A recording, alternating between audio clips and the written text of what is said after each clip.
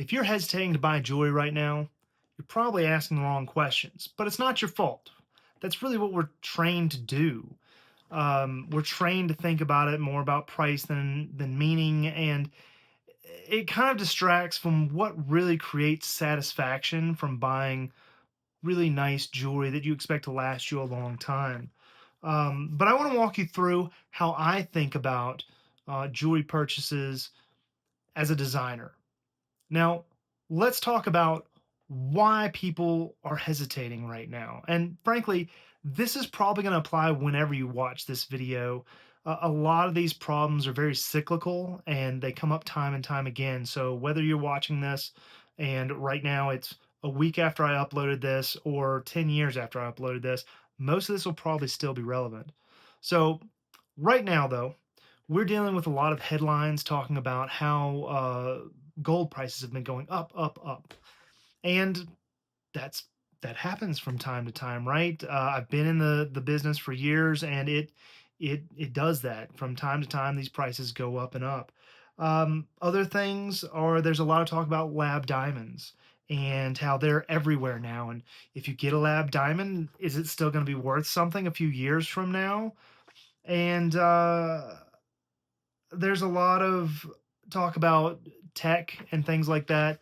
I think in our lives, we're really kind of driven to always wonder if anything that we buy to keep for a long time is a good purchase because we've grown up in a tech world where technology is constantly improving, and this year's model made the last year's model obsolete, and all this and that. And it's kind of life we live. And sometimes it can be kind of scary to make a decision to purchase something that we plan to hold on to for 10, 20, 30, 40 years. Um, that's normal. And I just want to acknowledge that these are all normal questions to have. You're not the only person asking these questions. This is why I'm making this video, right? Um, so let's talk about this. Why timing is kind of the wrong focus. So a lot of what's going on in most people's heads is this the right time to buy jewelry?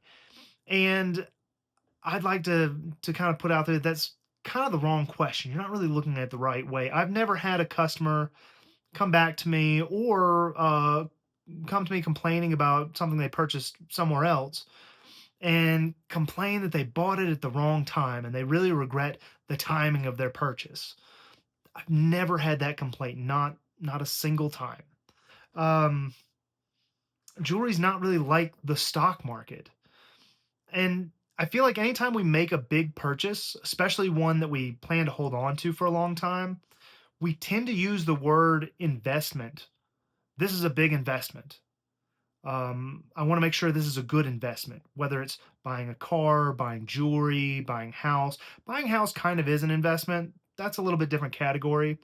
But cars and jewelry, it's not the same thing as buying stock market stocks or a house or something like that. You know, you got to think about this. Jewelry, if you do it right, if you do the purchase correctly, you're never going to sell it because you love it. You're going to love that jewelry for years and years to come if you do it right. And you're never going to sell it. And so the value of the jewelry a few years down the road isn't really that relevant. Um, so watching things go up and down, it's not really as relevant as you might think. Um, Regret is often about buying the wrong piece. Times when I've seen customers that have come to me from other places, or the rare occasion somebody was, had regrets about something I had worked with them on. It had been about something about it wasn't the right piece for them. Um, and like I said, it's very rare, but it comes up, and it's about buying the wrong piece. It's if you purchase a piece that you love today, you're going to love tomorrow. Like if it's a beautiful piece that has meaning to you and is really for you, you're not going to regret that from down the road. Um, so let's think about this. I want to talk to you about how designers think differently about this, right? We start with intent, not price. Now, price is important. Obviously, we all have so many dollars to go around. None of us have a money tree in your backyard, in our backyards, uh, and money is important. But as a designer, that's not where I start. I start with meaning, right? I start by asking questions to get to know my clients, get to know you, and what makes you tick, what gets you excited, what things do you love, that kind of stuff, and start working on how to integrate those kinds of things into your jewelry piece. So it's a very personal piece, and it's something that you're going to love forever and ever because it's deeply rooted in who you are, right? And that really goes a lot further than price. And obviously, if we get to the end of the design process and the price isn't a good fit, we can go back and kind of make some changes to try to bring the cost down. But we start with intent. As a designer, we start with meaning and intent. Um, and there's a lot of focus on longevity, wearability, and repairability.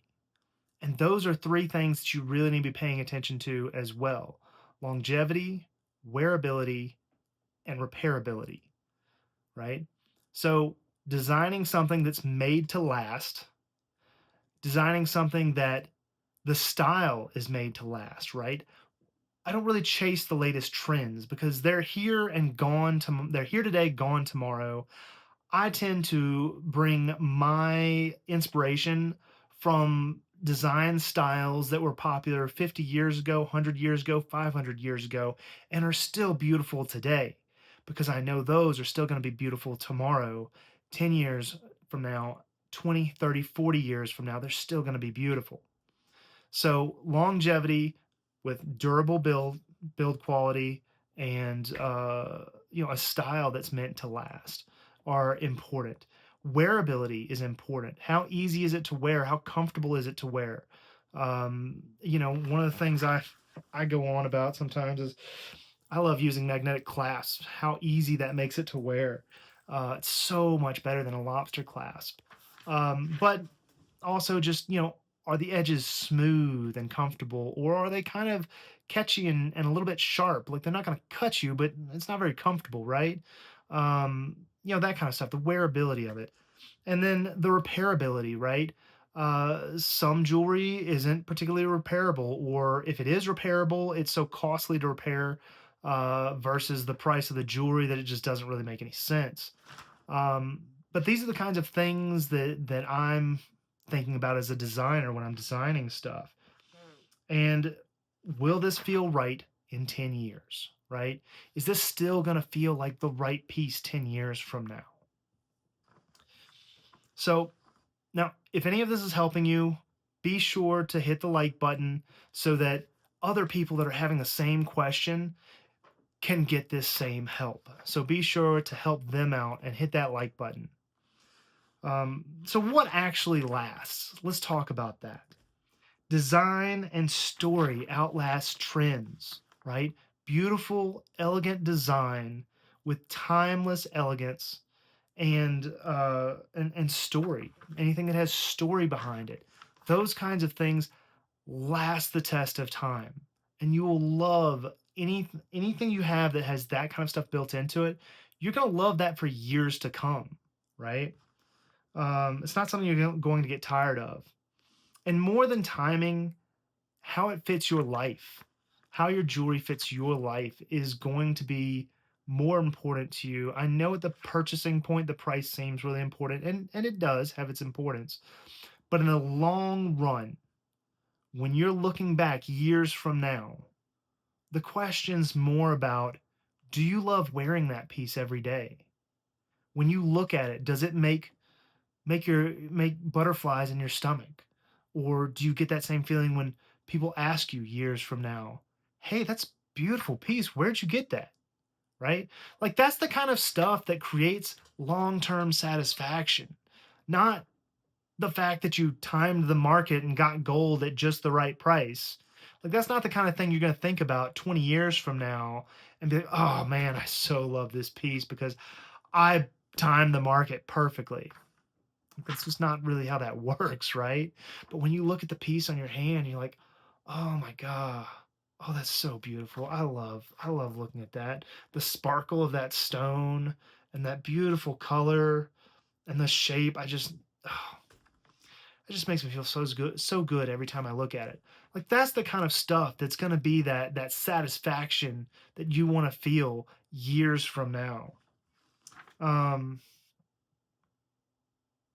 and Yeah, meaning is it means so much more than the market conditions, right? Like I was saying a second ago, you're not going to look back and be like, oh man, you remember the market conditions when we bought this ring? It was so perfect. Like that's not how the human brain works, right? So what's the better question to ask, right? Instead of asking when's the right time to buy, it should be so it should be, does this piece make sense for me even if nothing else changes, right? It is this the right piece is more the question. It's not about timing, it's about the right piece, the right meaning, that kind of thing. Um so jewelry, in a wrap up here, jewelry is not a financial investment. It's an emotional investment, right? And so thinking about it from a market stance doesn't really make sense because it's not a financial investment. It's an emotional investment. And the question is, what are your emotions around that piece going to be 20, 30 years from now, right? Are you going to look at it and still think, oh my God, it's so beautiful. I love this. I love the color. I love the sparkle. I love, like, that kind of thing. Are the emotions still there, right? So, um, emotional investment pays back over time, and meaning is so much greater than market conditions. It's so much greater. And also, remember, stay calm and don't make any uh, urgent decisions. Right? Do your research, get to know what you're purchasing, and make sure it's the right piece for you. And no matter what the timing is, I guarantee if you do that, you're going to love that piece and you're going to be satisfied with it for years to come, or your partner will be, right? Um, and so, if you're interested in making a custom piece with Charming Quail Jewelry Design, then head over to charmingquail.com and contact us through our contact page. I'd love to answer any questions you've got. And also, I think that if this video was really helpful for you, I think you'd get a lot out of watching the video about natural stones, diamonds, and gemstones versus lab created stones, diamonds, and gemstones. So, if you're looking into buying new jewelry and you're trying to figure it all out and you want to buy with confidence, knowing what you're buying, watch this video right here and I'll teach you all about natural versus lab stones and help you figure out which one's a better fit for you. I'll see you there.